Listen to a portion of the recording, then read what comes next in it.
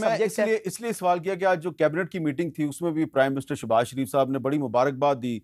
Stock market ऊपर जा रही है, तो जब स्टॉक मार्केट ऊपर जा रही है, प्राइम मिनिस्टर भी उसको अप्रिशिएट कर रहा है और फिर पेट्रोल और डीजल महंगा होता है, तो फिर जो उसका लोगों पे असर पड़ता है, तो सिर्फ मैं आपको बताना चाहता हूँ कि लोगों पे जो असर पड़ रहा है वो क्या है, उनकी क्या आहो बका है, वो क्या फरियाद कर रहे हैं, वो मिनिस्टर साहब तक पहुंचनी चाहिए। महंगाई की सताई अवाम पर एक और पेट्रोल बम गिरा दिया गया। 1 जून से 15 जुलाई तक पेट्रोल और डीजल की कीमत में 4 मर्तबा इजाफा किया गया, जिसने शहरियों के लिए जीना अजाब कर रखा है। बर्बाद कर दिया मौजूदा हुक्मरानों ने, कोई चीज़ नहीं छोड़ा है। आमदन है नहीं, खर्चा ज़्यादा है, अफोर्ड नहीं करना मुश्किल हो गया। गरीब बंदा किधर से बर्दाश्त कर सकता है। ठीक है, पेट्रोल जनाब रोज़ बरोज़ बढ़ता जा रहा है, कोई पता नहीं, किसी टाइम इनका दिल करता है ये बढ़ा देते हैं। हमें इतनी मुश्किलात हो रही हैं, स्टूडेंट्स को अपने मतलब कि इनकम की वजह से अपने घर से बाइक वगैरह नहीं ला सकता। हमने किचन वगैरह चलाना होता है, सब्जियां बहुत ज़्यादा महंगी हुई हुई हैं, अंडे महंगे हुए हैं, गोश्त महंगे हुए हैं, चीज़ें बहुत ज़्यादा महंगी हुई हुई हैं। स्टूडेंट्स के लिए कोई रिलीफ करें, पेट्रोल की प्राइसेस कम करें या ऐसी ऑफर निकाल दें जिसमें स्टूडेंट्स को रिलीफ मिले।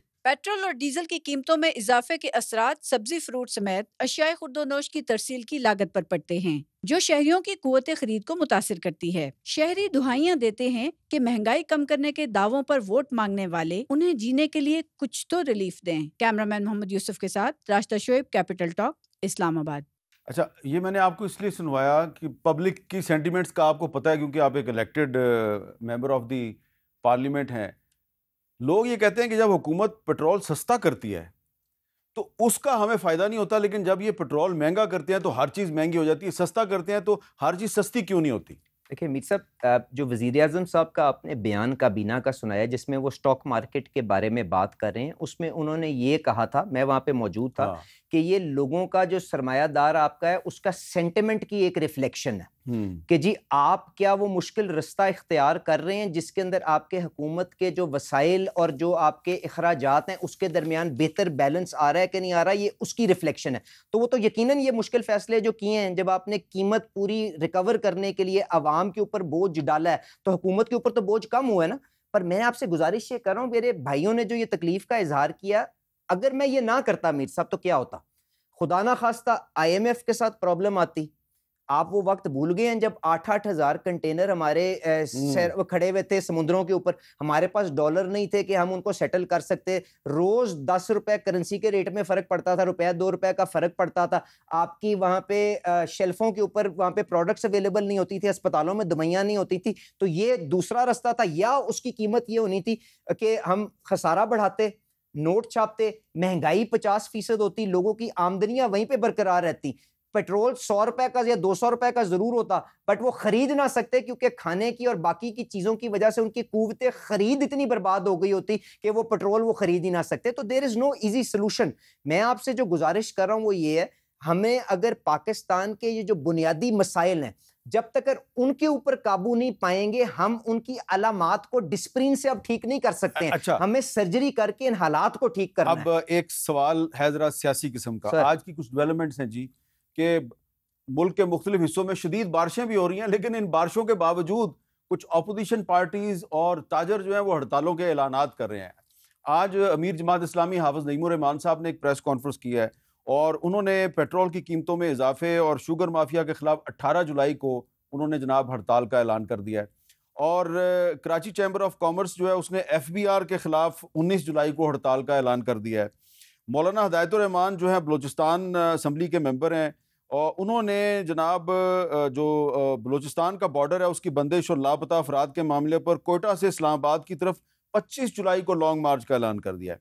और आल पाकिस्तान अंजुमन ताजरान के सदर अजमल बलोच साहब जो हैं उन्होंने FBR के खिलाफ 26 जुलाई को उन्होंने पूरे मुल्क में एहतजाज का और हड़ताल का ऐलान कर दिया है। और तहरीक इंसाफ कह रही है जी कि 5 अगस्त को हमारी जो तहरीक होगी उसका क्लाइमेक्स आ जाएगा। मेरा सवाल छोटा सा है कि ये आपने जो डिस्प्रिन का जिक्र किया वो बिल्कुल आपने सही जिक्र किया है, लेकिन ये जो दूसरी तरफ ये जो दर्द बढ़ने वाला है हुकूमत के, इससे सर में दर्द बढ़ेगा तो आप क्या करेंगे? मीर साहब, मैंने पिछले प्रोग्राम में आपसे गुजारिश की थी और अभी भी कहा कि तारीख ना, जिन लोगों का जो भी किरदार हुआ इस मुल्क की तरक्की के आगे रुकावट बनने के अंदर, तारीख अपना फैसला उनके सामने खुद करेगी। मेरे बाद पिछले प्रोग्राम में इमरान खान साहब के नुमाइंदे मुजम्मिल असलम साहब आपके पास आए, उन्होंने आके चंद हकाइक आपके सामने पेश किए। मैंने उनको अपने हाँ, जवाब में आपने एक्सप्लेन जवाब किया। दिया। उसके बाद मैं आज जो आपसे बात करना चाहता हूँ वो ये है कि ज़रा फ़र्क सोचिएगा। इमरान खान साहब 16 सितंबर 2020 को वज़ीर आज़म थे। उन्होंने उस वक़्त पेट्रोलियम लेवी लगाई हुई थी 30 रुपए लीटर और 17% सेल्स टैक्स लगाया हुआ था पेट्रोल के ऊपर।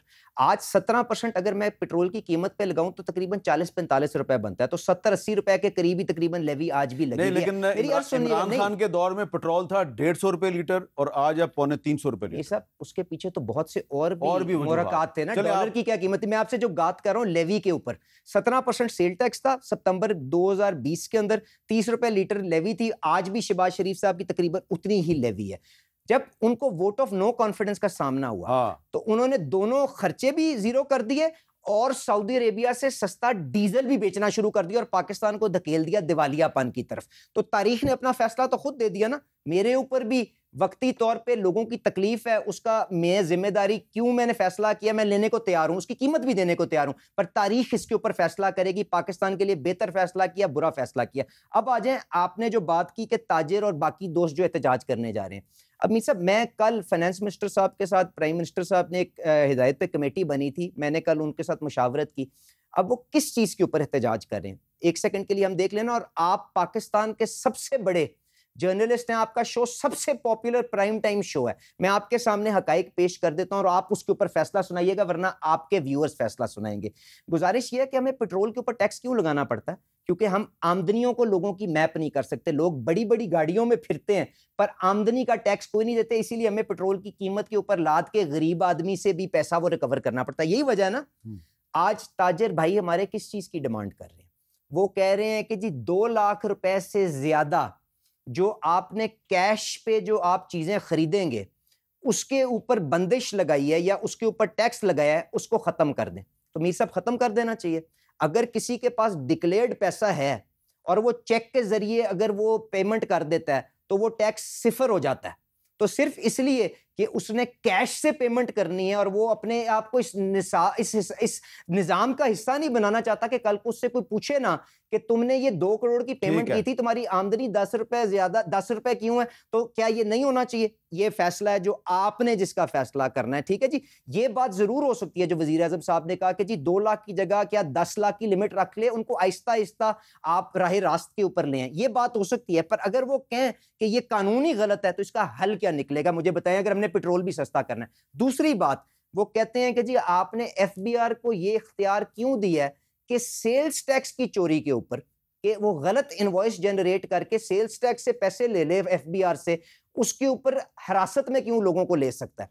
तो मैंने उनसे पूछा कि भाई इस कानून की तब्दीली से पहले एसी के पास ये इख्तियार था, आज तो उसको रेगुलेट करके तुम्हारी बेहतरी के लिए हमने कहा कि चेयरमैन एफबीआर 3 मेंबरों की कमेटी बनाएगा, वो आज तक कमेटी बनी भी नहीं है। उसके अंदर ये तय किया जाएगा किसको हिरासत में लेना है कि नहीं लेना, फ्रॉड के सेल्स टैक्स के केसों के ऊपर। तो कहते हैं ये हमें काबिल कबूल नहीं है। तो मीर साहब, अगर आपने मईशत को डॉक्यूमेंटेशन के अंदर लेके आना है, आपने इस निजाम को बेहतरी की तरफ लेके जाना है, आपने गरीब आदमी के पेट्रोल के ऊपर टैक्स कम करना है, आपने अंडों के ऊपर टैक्स करना है, दूध के डब्बे पे टैक्स करना है, तो किस तरह से आप ये लोगों की आमदनियों को कवर करे बगैर आप इस निजाम को ठीक करेंगे। तो इसके अंदर लोगों को भी आगाही दें, हमारी मदद करें। हम बिल्कुल प्राइम मिनिस्टर साहब की हिदायत है, मिल के कोई रास्ता निकालना चाहते हैं, पर असूल तो तय कर लेना कि आपने किस तरह से इस राह रास्ते कितनी देर में आना है, उसके मुताबिक हम कोऑपरेट करेंगे। मैं वजीर आज़म से बगैर पूछे उनके बिहाफ पे आपको शोर करने